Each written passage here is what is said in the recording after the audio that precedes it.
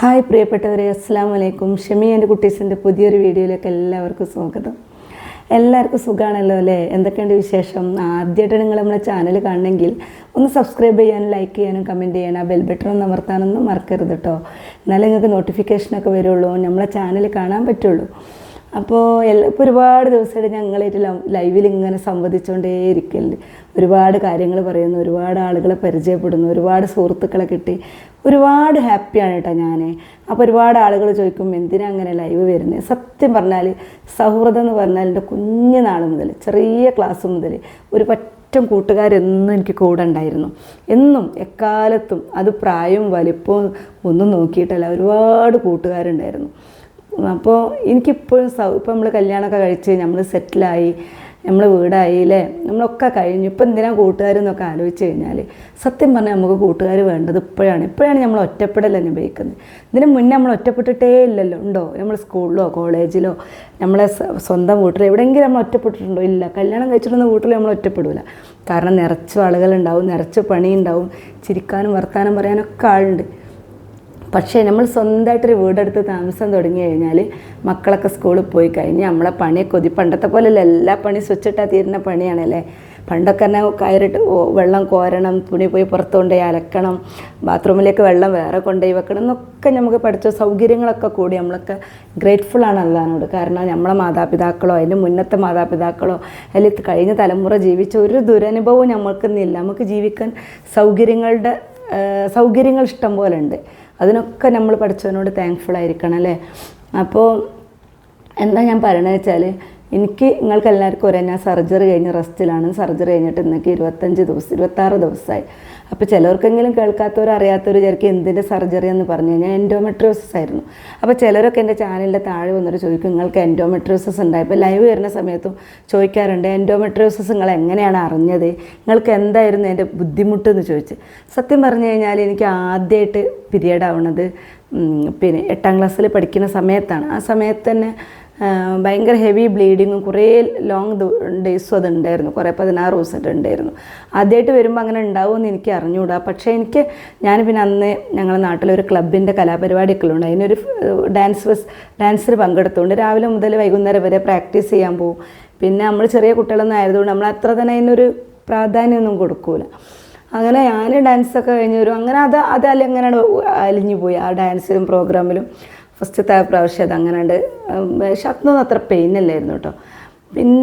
പിന്നെ ഭയങ്കരമായിട്ട് ഹെവി ബ്ലീഡിങ്ങും പെയിൻഫുള്ളായിട്ട് പറഞ്ഞാൽ 2 ദിവസം എനിക്ക് 2-3 ദിവസം അത് പീരിയഡ് ആവണേൻ്റെ ഒരു 3-4 ദിവസം മുന്നേ ഭയങ്കര പെയിനായിരിക്കും. 2 ദിവസം എനിക്ക് സ്കൂളിൽ പോകാനേ കഴിയില്ല. പക്ഷേ അന്നത്തെ സാഹചര്യത്തിലൊക്കെ പലതും എന്താ പറയുക, സ്കൂളൊക്കെ അവധിയാവും, പല ക്ലാസ്സുകളും കട്ടായി പോവും. അങ്ങനെ പ്രീ ഡിഗ്രി ഒക്കെ കഴിഞ്ഞു. പിന്നെ ഞാൻ ഡിഗ്രിയൊക്കെ പഠിക്കുന്ന സമയത്ത് പിന്നെ എനിക്ക് അതികഠിനമായ പെയിന് വന്നു. എനിക്ക് സഹിക്കാനാവാത്ത പെയിൻ വെച്ചാൽ 20 വയസ്സൊക്കെ ആയ സമയത്ത് നല്ല പെയിന് വന്നു. പെയിന് വന്ന സമയത്ത് നമ്മൾ ഡോക്ടറെ കാണിച്ചു. അന്ന് ഡോക്ടർ മാജി മുഹമ്മദാണ്, കൊണ്ടോട്ടി റിലീഫ് ഹോസ്പിറ്റൽ. അപ്പോൾ എല്ലാവരും അവിടെ ഡോക്ടർ അത്ര പ്രശസ്തമായ ഡോക്ടറാണ്. അപ്പോൾ ഡോക്ടറെ അടുത്ത് പോയി കാണിച്ചു. ഡോക്ടർ കുറച്ച് ദിവസമൊക്കെ ട്രീറ്റ് ചെയ്തു. പക്ഷേ എനിക്കത് അതിൻ്റെ ബുദ്ധിമുട്ട് തീർന്നില്ല. പിന്നെ കല്യാണം കഴിക്കാത്ത സമയമായതുകൊണ്ട് തന്നെ കൂടുതൽ ഒരുപാട് പരിശോധനകളൊന്നും നടക്കൂലല്ലോ. അപ്പോൾ ഡോക്ടർ എനിക്ക് പെയിന് കുറയാൻ വെച്ച ഇഞ്ചക്ഷൻ എനിക്ക് ബുദ്ധിമുട്ടുണ്ടാക്കി. അപ്പോൾ അവിടുന്ന് മെഡിക്കൽ കോളേജിലേക്ക് കൊണ്ടുപോകാൻ പറഞ്ഞു. കാരണം കുറച്ച് ബുദ്ധിമുട്ടായി, കുറച്ച് എന്താ പറയുക കോൺഷ്യസായി വല്ലാത്തൊരു കണ്ടീഷനൊക്കെ വന്നപ്പോൾ അൺകോൺഷ്യസ് ആയ സമയത്ത് എന്നെ വേഗം മെഡിക്കലിലേക്ക് കൊണ്ടുപോകാൻ പറഞ്ഞു. മെഡിക്കലിൽ കൊണ്ടുവന്ന് പകരം അവർ നേരെ പ്രൈവറ്റ് ഹോസ്പിറ്റലായ മലബാർ ഹോസ്പിറ്റലിൽ കൊണ്ടുപോയി. അന്നവിടെ ലളിത എന്ന ഡോക്ടറായിരുന്നു. നിങ്ങൾക്കറിയാം, ഒരുപാട് എഴുതിയും ഒരുപാട് എന്താ പറയുക സെമിനാറുകളൊക്കെ കണ്ടക്ട് ചെയ്യുന്നൊരു ഡോക്ടറാണ്. ഒരു വലിയ ഡോക്ടറാണ്, ഇപ്പോഴും ആളുണ്ട് എന്നാണ് എൻ്റെ തോന്നൽ. പിന്നെ ക്യാൻസറിനൊക്കെ അതിജീവിച്ചൊരു ഡോക്ടറായിരുന്നു. അപ്പോൾ ഡോക്ടർ അന്ന് ചെറുപ്പമാണ് കേട്ടോ. അപ്പോൾ ഡോക്ടറെ കാണിച്ചപ്പോൾ അന്ന് പിന്നെ ഞാൻ അൺകോൺഷ്യസ് ആണ്. ഡോക്ടർ തന്നെ ഇത്രയും ബ്ലീഡിങ് ഒക്കെ ഉണ്ട്, ഹെവി ബ്ലീഡിങ് ആണ്, യൂട്രസിന് എന്തെങ്കിലും സംഭവിച്ചോന്നും അറിയില്ല, അതുകൊണ്ട് നമുക്കിത് നോക്കുക, 2 ദിവസം നോക്കിയിട്ട് ബ്ലീഡിങ് കുറഞ്ഞിട്ടില്ലെങ്കിൽ യൂട്രസ് റിമൂവ് ചെയ്യണമെന്ന് പറഞ്ഞു. അപ്പോൾ സത്യം പറഞ്ഞാൽ കല്യാണം കഴിയുമ്പോൾ യൂട്രസ് റിമൂവ് ചെയ്യാന്നൊക്കെ പറയുമ്പോൾ എല്ലാവർക്കും ഭയങ്കര ബേജാറാണ്. നമ്മൾക്കൊരു ചെറിയ പ്രായമാണ്, കുട്ടികളുണ്ടാവില്ല എന്നൊക്കെ ഉള്ള ഒരു ആശങ്ക എല്ലാവർക്കും ഉണ്ടാവും സ്വാഭാവികമായിട്ടും. അങ്ങനെ 2 ദിവസം വെയിറ്റ് ചെയ്തു. നമ്മളെ ഭാഗ്യമോ നിർഭാഗ്യമോ അറിയില്ല. ഡോക്ടർ എറണാകുളത്തേക്കൊരു പെട്ടെന്നൊരു സെമിനാർ അറ്റൻഡ് ചെയ്യാൻ പോയി. ഒരു കോൺഫറൻസിന് പോയ സമയത്ത് ഒരു ദിവസം കൂടി അവിടെ നിന്ന് പിറ്റേന്ന് വന്നപ്പോൾ ഡോക്ടർ പരിശോധിച്ച സമയത്ത് പറഞ്ഞു, ബ്ലീഡിംഗ് ഒക്കെ കുറവാണല്ലോ, നമുക്കെന്നാൽ ഒന്ന് സ്കാൻ ചെയ്യാമെന്ന് പറഞ്ഞു. സ്കാൻ ചെയ്തു, അൾട്രാസൗണ്ട് സ്കാൻ ചെയ്തു. സ്കാൻ ചെയ്തതിൽ പിന്നെ എനിക്കൊരു എന്താ പറയുക ഒരു സിസ്റ്റ് ഓവറിയിലുണ്ടെന്ന് മനസ്സിലാക്കി. അങ്ങനെ ആ ഓവറിയിൽ ആ സിസ്റ്റ് ലാപ്രോസ്കോപ്പി സർജറി ചെയ്തത് റിമൂവ് ചെയ്തു. അങ്ങനെയാണ് സർജറി കഴിയണത്. ആ സർജറി കഴിഞ്ഞതിന് ശേഷം സാധാരണ എല്ലാ പെൺകുട്ടികളെ പോലെ എനിക്കും 7 ഡേയ്സായി. എല്ലാവർക്കും ഒരേ അനുഭവമല്ല. ചില ആളുകൾക്ക് 90% ആളുകൾക്കും ഇതൊരു പ്രശ്നമല്ല. നമ്മൾ നോർമൽ ലൈഫായിട്ട് അങ്ങനെ അതുപോലെ പോണ ഒരുപാട് ആളുകളുണ്ട് കേട്ടോ. എന്നാൽ പല പെൺകുട്ടികൾക്കും ഇത് അതികഠിനമായ പെയിൻ ഉണ്ടാവും, ഹെവി ബ്ലീഡിങ് ഉണ്ടാവും, വേറെ എന്തെങ്കിലും ശാരീരികമോ മാനസികമായിട്ടുള്ള ബുദ്ധിമുട്ട് അനുഭവിക്കുന്ന പെൺകുട്ടികളൊക്കെ ഉണ്ടാവും. അപ്പോൾ നമ്മൾക്ക് ഇപ്പോഴാണ് അതിനെക്കുറിച്ചൊക്കെ കൂടുതൽ അറിവുകൾ കൂടുതൽ നമ്മൾ കേൾക്കുന്നതും അറിയാം. എന്നാൽ എൻ്റെ കുട്ടിക്കാലത്തൊന്നും അതൊക്കെ ഇപ്പോൾ പെണ്ണുങ്ങൾക്ക് ഉണ്ടാവും, അതൊക്കെ സ്വാഭാവികമാണ്. കുറച്ച് ഇതിനേക്കാളേറെ കരയാണ്ടാവില്ലേ, പ്രസവിക്കാനൊക്കെ ഉള്ളതല്ലേ എന്നാണ് അമ്മമാരൊക്കെ ചോദിക്കുക അല്ലേ. ഇതൊക്കെ ഇപ്പോൾ സഹിച്ചില്ലെങ്കിൽ എങ്ങനെ പ്രസവവേദന സഹിക്കുക? ആ ചോദ്യങ്ങൾ ഒരുപാട് ആൾക്കാർ ഞാൻ നേരിട്ടിട്ടുണ്ട്. കാരണം ഞാനിങ്ങനെ കടന്ന് പൊളയുന്ന സമയത്ത് പലരും പറഞ്ഞു കേട്ടിട്ടുണ്ട്, ഇതൊന്നൊരു വേദന അല്ല, ഇതിനേക്കാളേറെ വേദനയാണ് പ്രസവിക്കുമ്പോൾ അനുഭവിക്കാനുള്ളതെന്ന്. പക്ഷേ ജീവിതത്തിൽ എന്തോ ഒരുപാട് വേദന സഹിച്ചുകൊണ്ടായിരിക്കാം പഠിച്ചോ എനിക്ക് പ്രസവവേദന തന്നിട്ടില്ല. 3 കുഞ്ഞുങ്ങളെ ഞാൻ പ്രസവിച്ചതും പ്രസവവേദന അറിയാതെയാണ്. സിസേറിയനാണ്. പക്ഷേ സിസേറിയൻ ആണെങ്കിലും ഞാൻ ഒട്ടും പെയിൻ ഉണ്ടായിട്ടില്ല. പെയിൻ ഉണ്ടാവാനുള്ള മരുന്നൊക്കെ ഡോക്ടേഴ്സ് വെച്ചാലും എനിക്ക് പെയിൻ ഉണ്ടായിട്ടില്ല. അതുകൊണ്ട് തന്നെയാണ് പ്രഷർ ഹൈയിലായതുകൊണ്ട് എനിക്ക് പെയിൻ അനുഭവിക്കാറില്ല. അതുകൊണ്ട് ഞാൻ പ്രസവവേദന അനുഭവിച്ചിട്ടില്ല. അതുകൊണ്ട് മക്കളോട് സ്നേഹക്കുറവൊന്നുമില്ല കേട്ടോ. പലരും പറയും പ്രസവിക്കാത്തവർക്ക് മക്കളോട് സ്നേഹം ഉണ്ടാവില്ല എന്ന്. എൻ്റെ മക്കളെൻ്റെ ജീവനാണ്. കാരണം ഞാൻ അത്ര എൻ്റെ ജീവൻ കൊടുത്ത് വാങ്ങിയ മക്കളാണ് 3 ആളും. ആ കഥകളൊക്കെ ഞാൻ പിന്നീട് പറയാം കേട്ടോ. അപ്പോൾ ഞാൻ പറയണത് എന്താ വെച്ചാൽ, എൻഡോമെട്രിയോസിൻ്റെ പെയിന് നമുക്ക് ചെറുപ്പത്തിലേ നമുക്ക് അറിയാൻ പറ്റും. അതികഠിനമായ പെയിൻ ഉണ്ടാവും ചിലർക്ക്. അപ്പോൾ നമ്മൾ ശരിക്കും ഒരു ഗൈനക്കോളജിസ്റ്റിനെ കണ്ട് ഡോക്ടറോട് പറഞ്ഞ്, ചിലപ്പോൾ ആൾക്കാർക്ക് കുഴപ്പമുണ്ടാവില്ല, ചിലപ്പം കുഴപ്പമുണ്ടായേക്കാം. അപ്പോൾ നമ്മൾ നല്ലൊരു ഡോക്ടറെ കണ്ട് നമ്മളത് കാര്യങ്ങളൊക്കെ പറഞ്ഞ്, ഇനിയിപ്പം മെൻസസിൻ്റെ ടൈം കറക്റ്റ് ഇല്ലാത്തവരൊക്കെ ഉണ്ടെങ്കിലും അതൊക്കെ കറക്റ്റ് ചെയ്യാം. നമുക്കിപ്പോൾ 1 മാസം ആവാതിരിക്കുക എന്ന് പറയുമ്പോൾ സന്തോഷമായിരിക്കും. കാരണം എന്താ വെച്ചാൽ അത്രയും പെയിൻഫുള്ളാണ്, അത്രയും നമ്മളെ ഭയങ്കര അസ്വസ്ഥമാക്കുന്ന ഒരു 6-7 ദിവസങ്ങളാണത്. അപ്പോൾ അത് ഇല്ലാണ്ടിരിക്കുന്നതായിരിക്കും എല്ലാവർക്കും ഇഷ്ടം ഉണ്ടാവുക. പക്ഷെ നമുക്കില്ലാതിരുന്ന ഒരു പുതിയ തലമുറനെ വാർത്തെടുക്കാൻ വേണ്ടിയിട്ടാണല്ലോ റബ്ബ് നമുക്ക് അങ്ങനെ ഒരു അവസ്ഥ തന്നത്. അതും നമ്മളെ നന്മക്കാണ് അല്ലേ. അതും നമ്മളത്രയും ഒരു ബൃഹത്തായ, നമുക്ക് ഒരിക്കലും പറഞ്ഞു തീർക്കാനാവാത്തൊരു അത്രയും അമൂല്യമായൊരു കഴിവാണ് റബ്ബ് നമുക്ക് തന്നത്. കാരണം നമ്മൾ പുതിയ തലമുറകൾ സൃഷ്ടിക്കണമെങ്കിൽ സ്ത്രീകൾ തന്നെ വേണം അല്ലേ. അപ്പോൾ നമ്മൾ ഈ ഭൂമിയെ നിലനിർത്തുന്ന ഒരർത്ഥത്തിൽ നമ്മൾ തന്നെയാണ്. അപ്പോൾ നമ്മൾക്കതിൽ അഭിമാനത്തോടു കൂടി പറയാം ഞാനൊരു സ്ത്രീയാണെന്നല്ലേ. പക്ഷെ ഞാൻ പലപ്പോഴും പറയാറുണ്ട് എനിക്കൊരു ആൺകുട്ടിയാവാനും ഇഷ്ടം. ഒന്നാമത് കറങ്ങി ഇങ്ങനെ നടക്കുക, ഫ്രണ്ട്സിൻ്റെ കൂടെ ജോലി അടിച്ച് നടക്കുക. അതിപ്പോൾ നമ്മൾ എത്ര പറഞ്ഞാലും നമ്മൾക്കൊരു ലിമിറ്റേഷൻസ് ഉണ്ട്. ഉള്ളവർക്ക് കിട്ടും, ഇല്ലാത്തവരുണ്ട്.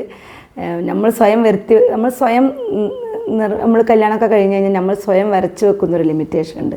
ഇത്രയൊക്കെ പോകാവൂ, ഇതിലപ്പുറത്തേക്ക് പോകാൻ പറ്റില്ല എന്നുള്ളത്. നമ്മളെല്ലാവരുടെ അടുത്തിലും അതൊക്കെ ഉണ്ടാവും. അപ്പോൾ പറഞ്ഞ കഥയെന്നൊക്കെ മാറിപ്പോയില്ലേ. അപ്പോൾ ഈ എൻഡോമെട്രിയോസിസ് പറഞ്ഞാൽ എനിക്ക് വന്നിട്ട് എനിക്കറിയാൻ തുടങ്ങിയിട്ട് 2 വർഷമായിട്ടുള്ളൂ കേട്ടോ. എൻഡോമെട്രിയോസിസ് ആണെന്ന് അറിഞ്ഞിട്ടില്ല.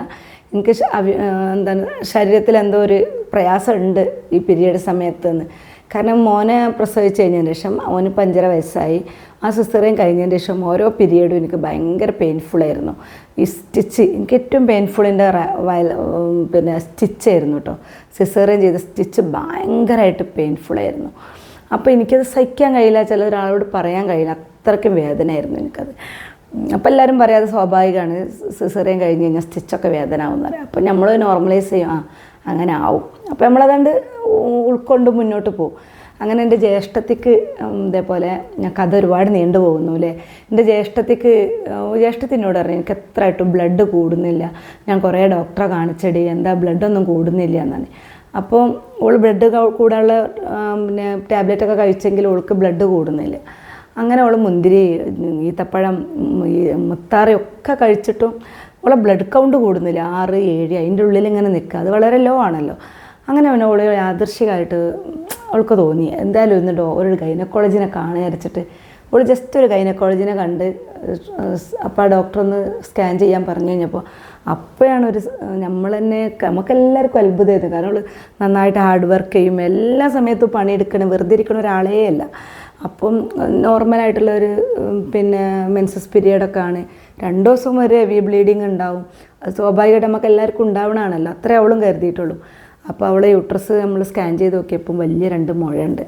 ഗർഭപാത്രത്തിൻ്റെ അകത്തൊരു മുഴയുണ്ട്, പുറത്തും ഒരു മുഴയുണ്ട്. എന്നുവെച്ചാൽ അത് അത്യാവശ്യം വലിപ്പമുള്ള വലിയ മുഴകളായിരുന്നു.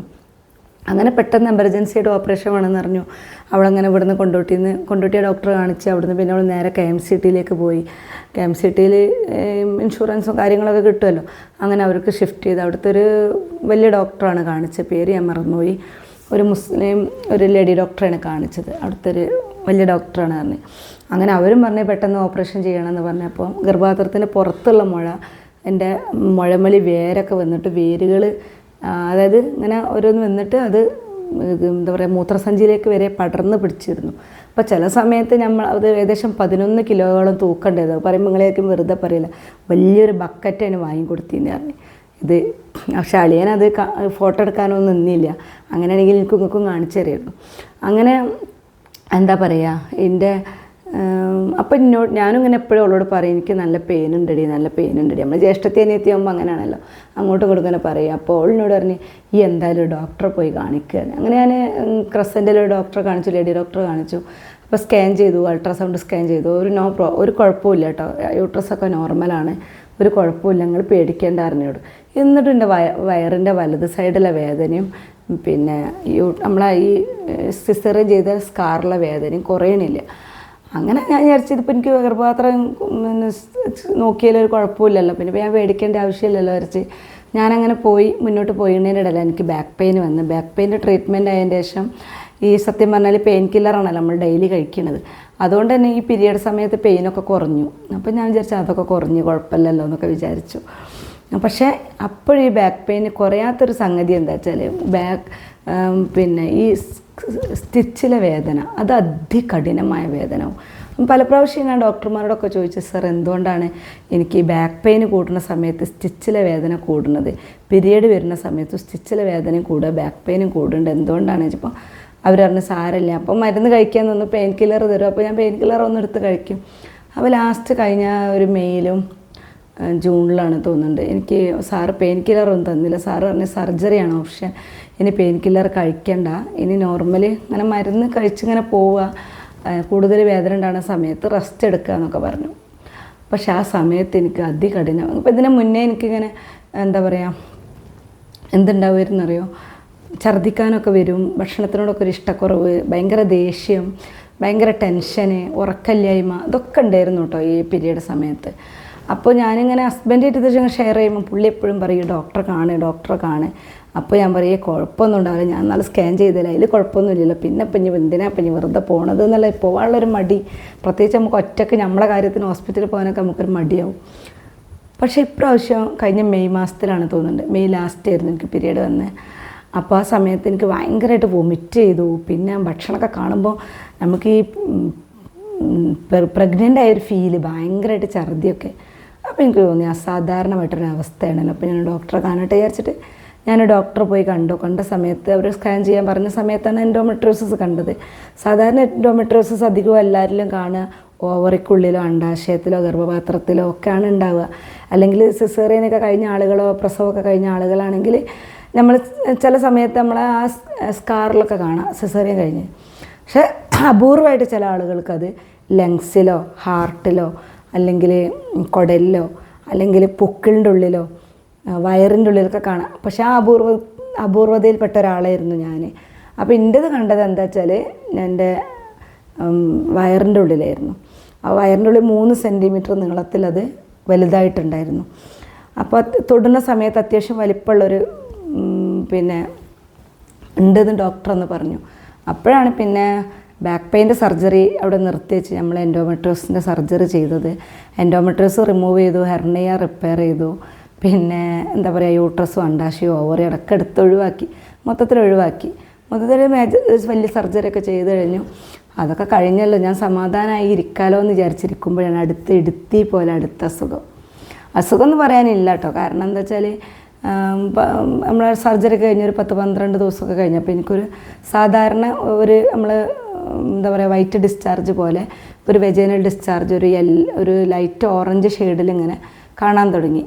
അപ്പോൾ അങ്ങനെ കാണാൻ തുടങ്ങിയപ്പോൾ എനിക്ക് പേടിയായിട്ടു. സത്യം പറഞ്ഞാൽ ഫസ്റ്റ് പേടിയായി, കാരണം യൂട്രസ് ഇല്ല, പിന്നെ എവിടെ നിന്നാണ് ഇപ്പോൾ ഈ ഡിസ്ചാർജ് പറഞ്ഞാൽ നമ്മളിങ്ങനെ പിന്നെ അധികം അനാട്ടമിയൊന്നും പഠിച്ച ആളുകളല്ലല്ലോ, ശരീരത്തിനെ കുറിച്ച് കൂടുതൽ പഠിച്ച ആളുകളൊന്നുമില്ലല്ലോ. അപ്പോൾ ഞാൻ വിചാരിച്ചത് ഇപ്പോൾ എവിടെ നിന്നാണ് വരുന്നത്, പഠിച്ചവനെ ഞാൻ എന്താ ചെയ്യുക വിചാരിച്ച് എൻ്റെ അനിയത്തി പറഞ്ഞ ഭർത്താവിൻ്റെ അനിയൻ്റെ ഭാര്യയ്ക്ക് ഞാൻ വിളിച്ചു. അവൾക്കും ഇതേപോലെ യൂട്രസ് റിമൂവ് ചെയ്തിട്ടുണ്ട്, അണ്ടാശയോ ഓവറിയൊക്കെ റിമൂവ് ചെയ്തിട്ടുണ്ട്. അപ്പോൾ അവളോട് ചോദിച്ചപ്പോൾ പറഞ്ഞു അങ്ങനെ വരാൻ സാധ്യത ഉണ്ടെന്ന് ഡോക്ടർ പറഞ്ഞിരുന്നു, നിങ്ങൾ പേടിക്കേണ്ട പറഞ്ഞു. പിന്നെ എൻ്റെ കൂടെ തന്നെ ഇതേപോലെ എൻഡോമെട്രിയോസിസ് പൊക്കിളിൻ്റെ ഉള്ളിലായിട്ട് പൊക്കിൾ റിമൂവ് ചെയ്ത് എൻഡോമെട്രിയോസിസ് പൊക്കിൾ കംപ്ലീറ്റ്ലി റിമൂവ് ചെയ്തു, അവരെ യൂട്രസ് റിമൂവ് ചെയ്തു. അങ്ങനെ ഒരു ഫ്രണ്ട് ഉണ്ട് എനിക്ക് വടകര. അപ്പോൾ ഞാൻ അവളോട് പറഞ്ഞു ഇങ്ങനെ ഒരു കാര്യം കാണുന്നുണ്ട്, ഡിസ്ചാർജ് കാണുന്നുണ്ട്, എന്താ ചെയ്യുക, ഡോക്ടറെ അടുത്ത് പോകണമെന്ന് വെച്ചപ്പോൾ അവളും പറഞ്ഞു കുഴപ്പമൊന്നുമില്ല, പിന്നെ അതൊക്കെ ചിലപ്പോൾ ഉണ്ടാവും, ഞാൻ പേടിക്കേണ്ടെന്നുണ്ട്. അപ്പോൾ അത് നോർമലാണല്ലോ, ബേജാറാവണ്ടെന്ന് വിചാരിച്ചു. പക്ഷേ 2 ദിവസം മുന്നേ മുതൽ അതൊരു റെഡിഷ് കളറാകാൻ തുടങ്ങി, റെഡ് കളറിലേക്ക് ചേഞ്ച് ചെയ്യാൻ തുടങ്ങി. അപ്പോൾ എനിക്ക് പേടിയായിട്ടോ, ഇതിപ്പോൾ എന്താ അങ്ങനെ വരുന്നത്. അപ്പോൾ ഞാൻ ഡോക്ടർക്ക് വിളിച്ചു, ഇന്നലെ വിളിച്ചു. അപ്പോൾ ഡോക്ടർ തിയേറ്ററിലായിരുന്നു. അപ്പോൾ ഡോക്ടർ തിരിച്ചിങ്ങോട്ട് വിളിച്ചു. മിംസിലാകുമ്പോൾ അങ്ങനെ ഒരു ഉപകാരമൊക്കെ ഉണ്ട് കേട്ടോ. പൈസ നമ്മൾ കൊടുത്താലും പരമാവധി അവർ നമ്മളെ കെയർ ചെയ്യും, ബാക്കി നമ്മളെ വിധി പോലെ വരും. അപ്പോൾ ഞാൻ ഡോക്ടറോട് പറഞ്ഞ് സർ ഇങ്ങനെ ഡിസ്ചാർജ് കണ്ടുവരുമ്പോൾ ഡോക്ടർ നമ്മൾ CT സ്കാൻ ചെയ്യുക, ഒരു പക്ഷേ ഇൻഫെക്ഷൻ വരാം. എനിക്കത് ആലോചിക്കാൻ പറ്റണില്ല കേട്ടോ. കാരണം ഇപ്പോൾ ഞാൻ പെയിൻ കില്ലറൊക്കെ 2 നേരം കഴിക്കുന്നുണ്ട്, വേദനൻ്റെതായാലും പിന്നെ നമ്മൾ കാലുവേദനൻ്റെ ആയാലും. ഇനി സത്യം പറഞ്ഞൊരു ഇൻഫെക്ഷൻ വന്നാൽ അതിൻ്റെ ട്രീറ്റ്മെൻറ്റ് മരുന്ന് കഴിച്ച് മടുത്ത് ഗൈസ്. അത്രയും മരുന്ന് കഴിക്കുന്നുണ്ട് ഞാൻ. ഒരു ദിവസം തന്നെ 10, 15, 20, 22 ഗുളികയെന്ന് ഇപ്പോൾ 10 ഗുളികയിലേക്ക് ചുരുങ്ങി മരുന്ന് നിന്ന് കിട്ടിയാൽ മതിയെന്ന് ആഗ്രഹിക്കുന്നുണ്ട് ഞാൻ. കാരണം ഓരോ വേദനകളും ഞാൻ നേരത്തെ ഫസ്റ്റ് പറഞ്ഞ പോലെ നമുക്ക് സങ്കടവും സന്തോഷവും നമുക്ക് എന്താ പറയുക, നമുക്ക് സങ്കടം തരുന്നതിൻ്റെ കൂട്ടത്തിൽ തന്നെ അല്ലാഹു നമുക്ക് നല്ല സ്നേഹമുള്ള കുടുംബത്തെ തന്നിട്ടുണ്ട്, സ്നേഹമുള്ള ഇണയെ തന്നിട്ടുണ്ട്. മക്കളുണ്ടാവില്ല എന്ന് പറഞ്ഞ് ഡോക്ടർമാർ ഒരുപാട് ആളുകൾ വിധി എഴുതി, എന്നാലും 3 മക്കളെ നൽകി റബ്ബ് നമ്മളെ അനുഗ്രഹിച്ചു. അങ്ങനെ ഒരുപാട് അനുഗ്രഹങ്ങളും റബ്ബ് തന്നിട്ടുണ്ട്. അതുകൊണ്ട് തന്നെ ഈ വേദനകൾ ഇതൊക്കെ സന്തോഷങ്ങളെ ബാലൻസ് ചെയ്യാനായിരിക്കും അല്ലേ, അങ്ങനെ വിചാരിക്കാനാണ് എനിക്കിഷ്ടം. അപ്പോൾ റബ്ബിനോട് ഞാൻ എപ്പോഴും നന്ദി പറയുന്നു. കാരണം നമ്മളെ ഹൃദയത്തിൽ റബ്ബിനോടുള്ള നന്ദി ഉണ്ടായാൽ റബ്ബ് നമ്മളിലേക്ക് കാരുണ്യം ചൊരിയും. ഇപ്പോൾ ഇതിനേക്കാളും ഹയറായിട്ടുള്ള എന്തോ റബ്ബ് നമുക്ക് കണക്കാക്കി വെച്ചിട്ടുണ്ടാവും, അതായിരിക്കും ഇത്രയും വേദനകളൊക്കെ തരുന്നത്. ഈ ഒരുപാട് വേദനകൾക്കിടയിൽ സന്തോഷത്തോടു കൂടി ഞാൻ സംസാരിക്കണം, അതുകൊണ്ടാണ് കേട്ടോ. അപ്പോൾ തീർച്ചയായിട്ടും നമ്മളെന്താ പറയുക, നമുക്ക് കിട്ടുന്ന സങ്കടത്തിൽ ഒളിഞ്ഞിരിക്കാതെ മാക്സിമം നമുക്ക് കിട്ടിയ സന്തോഷങ്ങളെക്കുറിച്ച് ആലോചിച്ച് മുന്നോട്ട് പോകാൻ ശ്രമിക്കുക. അപ്പോൾ നിങ്ങളെല്ലാവരും പ്രാർത്ഥിക്കണം. കാരണം എൻ്റെ മനസ്സിൽ ഒറ്റ ആഗ്രഹമേ ഉള്ളൂ, എൻ്റെ മക്കൾ വളരുന്നത് കാണണം. നമുക്ക് വൈകിട്ടാണ് മക്കളുണ്ടായത്. എൻ്റെ 30ാമത്തെ വയസ്സിലാണ് ഞാൻ ആദ്യത്തെ കുഞ്ഞിനെ എനിക്ക് കിട്ടുന്നത്. അപ്പോൾ അവരെ വളർച്ച കാണണം, അവരൊരു നല്ല ജീവിതം ജീവിക്കണം, കാണാനുള്ള ഭാഗ്യം ഉണ്ടാവണം. അവരൊരു കരക്കെത്തുന്നവർ അവരെങ്ങനെ ഒരമ്മക്കോഴിയെ പോലെ അവരെ ചിറകിൻ്റെ ഇടയിൽ ചേർത്ത് വെക്കുന്ന ഒരു അമ്മ ആയിരിക്കാൻ എനിക്ക് ഭയങ്കര ആഗ്രഹമുണ്ട്. പിന്നെ എനിക്കൊരു മകളും കൂടിയുണ്ട്. ഇന്നത്തെ സാമൂഹ്യാന്തരീക്ഷത്തിൻ്റെ മകളിട്ട് പോകാൻ എനിക്കൊരാഗ്രഹവുമില്ല. പക്ഷേ റബ്ബിൻ്റെ വിധി എന്തായാലും നമ്മൾ സ്വീകരിച്ചേ പറ്റുള്ളൂ. അപ്പോൾ എന്താ പറയുക, നിങ്ങളെല്ലാവരും പ്രാർത്ഥിക്കണം. ഈ നാളെ CT സ്കാൻ ചെയ്യുമ്പോൾ എനിക്കൊരു ബുദ്ധിമുട്ടും ഇല്ലാതിരിക്കാൻ, തുടർന്നും ഒരുപാട് ചികിത്സകളൊന്നും ഇല്ലാതെ വേഗം ജീവിതത്തിലേക്ക് മടങ്ങി വരാൻ ഞാൻ ഹാപ്പിയാണ് കേട്ടോ, എപ്പോഴും ഹാപ്പിയാണ്. പക്ഷേ നിങ്ങളെല്ലാവരും പ്രാർത്ഥിക്കണം എൻ്റെ ഉള്ളിലെ സങ്കടങ്ങളൊക്കെ നീങ്ങാൻ. എത്ര ഹാപ്പിയാണെങ്കിലും നമ്മുടെ ശരീരത്തിലൊരു അസുഖം ഉണ്ടാകുമ്പോൾ നമ്മൾ ഭയങ്കരമായിട്ട് ടെൻഷനാവും. ഞാനും അങ്ങനെ ടെൻഷനൊക്കെ അനുഭവിക്കുന്നുണ്ട്. പക്ഷെ അത് ഇങ്ങനെ വന്ന് ഇവിടെ കരഞ്ഞ് മെഴുകിയിട്ട് കാര്യമില്ലല്ലോ. നിങ്ങൾ പ്രാർത്ഥിക്കുക, കൂടെ നിർത്തുക, എൻ്റെ വീഡിയോസൊക്കെ സപ്പോർട്ട് ചെയ്ത് കാണുക പ്ലീസ് എല്ലാവരും. അപ്പോൾ അസുഖങ്ങളൊക്കെ എന്തെങ്കിലും ഉണ്ടെങ്കിൽ ട്രീറ്റ്മെൻറ്റ് ചെയ്യുക, ചികിത്സിക്കുക, ഹാപ്പി ആയിട്ടിരിക്കുക. എല്ലാ അവസ്ഥകളിലും നന്ദിയുള്ളവരായിരിക്കുക. നമുക്ക് ചെറിയ നന്മ ചെയ്തവരോടും നമ്മളെ ചേർത്ത് പിടിച്ചവരോടും നമ്മളെ കുടുംബാംഗങ്ങളോടും. ഇപ്പം ഞാൻ ഏറ്റവും കൂടുതൽ താങ്ക്ഫുൾ ആയിരിക്കുന്നത് എൻ്റെ ഭർത്താവിനോടും എൻ്റെ കുടുംബത്തോടും എൻ്റെ ഉമ്മയോടാണ്. എൻ്റെ ഉമ്മക്ക് 74 വയസ്സായി, പക്ഷെ ഉമ്മയാണ് എന്നെ കുളിപ്പിക്കണതും നോക്കണതും ഭക്ഷണം തരുന്നതും എൻ്റെ കാര്യങ്ങൾ എനിക്കായിട്ട് പ്രത്യേകം കറി ഉണ്ടാക്കുന്നതും എന്നെ കെയർ ചെയ്യണതും ഒക്കെ. അതുപോലെ തന്നെ എൻ്റെ ഹസ്ബൻഡും എന്നെ കൂടെ നിൽക്കുന്നുണ്ട്, ഞാനില്ലേ കൂടെ എന്ന് പറയുന്നുണ്ട്.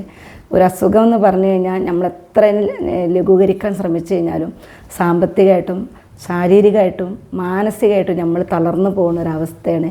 പല കൈകളും നമ്മളെ കൈവിടും, പല കൈകളും നമ്മളെ ചേർത്ത് പിടിക്കും. ഞാൻ ഭാഗ്യവതിയാണ് കേട്ടോ. ഒരുപാട് ആളുകൾ എന്നെ ചേർത്ത് പിടിച്ചിട്ടുണ്ട്, ഒരുപാട് ആളുകൾ എനിക്ക് സ്നേഹത്തോടു കൂടി പ്രാർത്ഥിക്കുന്നുണ്ട്. ആ കാര്യമൊക്കെ ആലോചിച്ചപ്പോൾ ഞാൻ അള്ളാഹിനോട് എത്രയോ നന്ദി പറഞ്ഞാലും മതിയാവില്ല. എല്ലാത്തിനും ഞാൻ താങ്ക്ഫുള്ളാണ്. നിങ്ങളെല്ലാവരും എന്നെ കൂടെ നിർത്തണം, സപ്പോർട്ട് ചെയ്യണം. എൻ്റെ ബാക്ക് പെയിനൊക്കെ മാറി, ഒരു സർജറി കൂടാതെ എൻ്റെ ബാക്ക് പെയിൻ മാറി കിട്ടിയാൽ മതിയായിരുന്നു. കാരണം അത്രമാത്രം ഞാൻ ബാക്ക് പെയിൻ കൊണ്ട് ബുദ്ധിമുട്ടുണ്ട്. കാരണം എൻ്റെ വീട്ടിലൊരു ചെറിയ പണി പോലും ചെയ്യാൻ എനിക്ക് സാധിക്കണില്ല എന്നുള്ളത് ഭയങ്കര സങ്കടമാണ്. കാരണം നമ്മൾ വെച്ച് വിളമ്പുന്നത് നമ്മളെ കെട്ടിയവനും മക്കൾക്കും കൊടുക്കണതാണ് നമ്മൾക്ക് ഏറ്റവും പ്രിയം അല്ലേ.